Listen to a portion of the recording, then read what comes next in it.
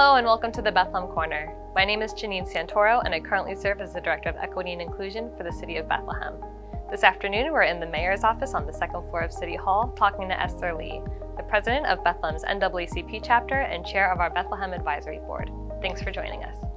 Esther, thank you so much for being with us this afternoon. We're so excited you're here with us in the Mayor's office. Yes. And I was just wondering, many of us know you and know your work and know your legacy here in Bethlehem. But for those that don't know you, can you tell us a little bit about your background and your role with our NAACP chapter here in Bethlehem? Sure. Now, Janine, every time I do these kinds of things, I think people get tired of hearing me say I was born in Bethlehem. But I was, and I'm an older lady now. So there's much that I could contribute to this program today. But I enjoy being in Bethlehem, and I've not all good things to say about it. I grew up a poor colored girl, but I was mystified by the way we were treated. I was the only colored girl in my first grade class. And somehow, you can feel the vibrations of the other children in the class. I didn't have the most up-to-date clothing. I was warm and dressed as best my mother could do that. But you also, inside as an individual, and I feel it still today, that you feel substandard to your classmates in more ways than one. And I kind of carried that through life. And I think that motivated me in what I came to do as I came through life. But that's my beginning here. We had substandard housing. We didn't have hot running water. All these things that affect life. But I was more conscious of what I didn't have as to what I did, and the values that it probably lent itself to me. How does that feeling of wanting, how does that connect with some of the community organizing background that you have, your NAACP work? That's my driving force, as is the fact that I'm the great-granddaughter of a slave. All these factors come together, which I didn't know about earlier on because, certainly it's not taught in school. Our whereabouts, quickly teachers are quick to say, go back to Africa. Well, hell, I didn't come from Africa, so why are you inviting me back to where I didn't come from?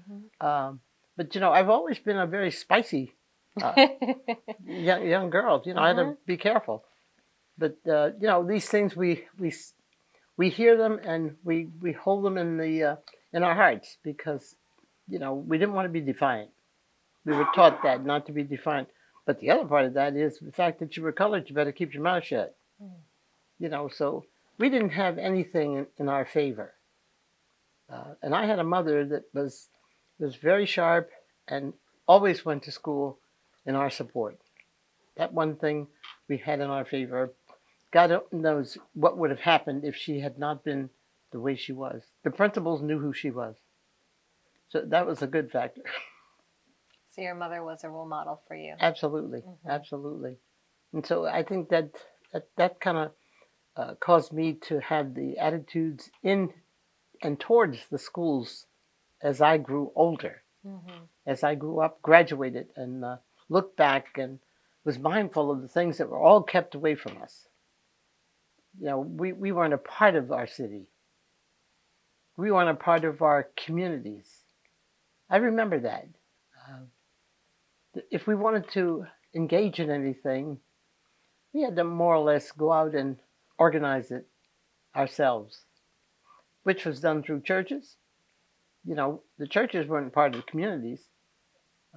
Not until Dr. Fry came to Bethlehem in 1940. He emphasized that a lot more. But up to that time, I think we had a segregated even church communities. And certainly the people were semi-segregated, because they didn't accept us as a people.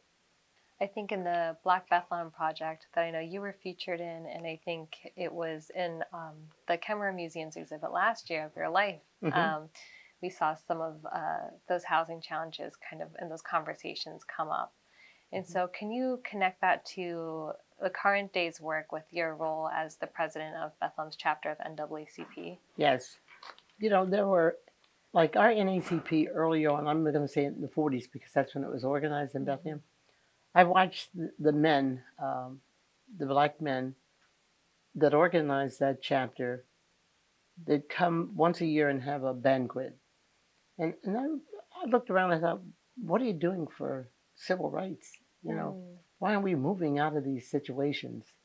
They talk about it among them, but they didn't seem to have the impotence to go after our representatives. If we have to look at it, Janine, which I did, it helped me deter and make up my mind as to what I'd pursue in life. So as I continued, I got older, got married and got involved with education. My own children when they enrolled in school, it was the white parents that propelled me into running for school board. We discussed issues. I think most of the parents, even if they were from the west or the whatever side of town, we all came together, and it was me they propelled. I think it's because I talked the loudest. I don't know what else it could have been, but they propelled me into running for school board. Wow. And they saw to it that I got elected. So, we had that. I was the first elected in this Lehigh Valley to a political post. And I tried to maintain my position. I enjoyed it and allowed me to accomplish much.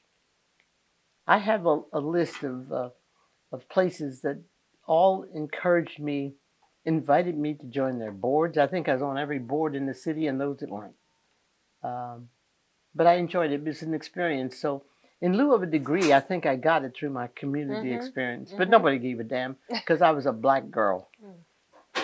I think that they looked at me and just welcomed the fact that I was willing to go sit on the committee to take care of the work you're in today, DEI. As long as I was there, to prove to them that they were working toward diversity. Bull crap. It didn't mean anything. It didn't mean anything to me. It felt that it made them feel better. But I was on every board. I was offered and invited to join every board in the city. For our young people, that is of no worth. And that's why at our Martin Luther King program, I challenge the people, whether they do it or not, to take that one factor, inclusion, and see what we as a community can do about it. Because if we don't, we're going to be right back where we started. I think, and when DEI has become this thing that everyone talks about. A lot of organizations have their own DEI person. And I don't mean to diminish that. But what I think is interesting is I look at your story and some of our other people in the community that have been doing this work a long time. Yeah. And you all were doing DEI before it was called DEI. That's right. You were already doing it through the boards and committees and having your voice be heard and making sure people were thinking of others that were not being thought of before. Yes.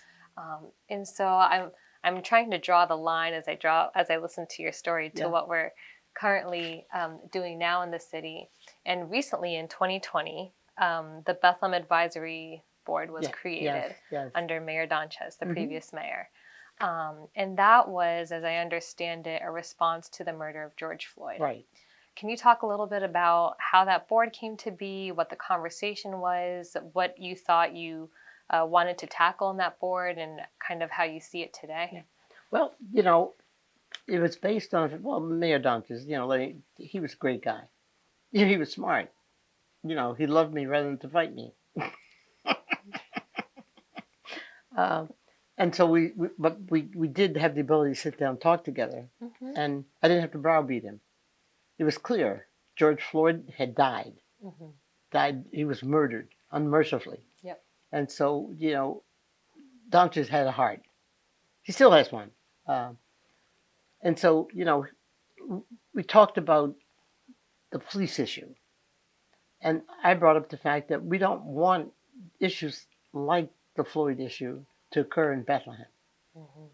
And so it was the mayor's position that why don't we organize people from various groups, organizations within the city. And begin to just have discussions.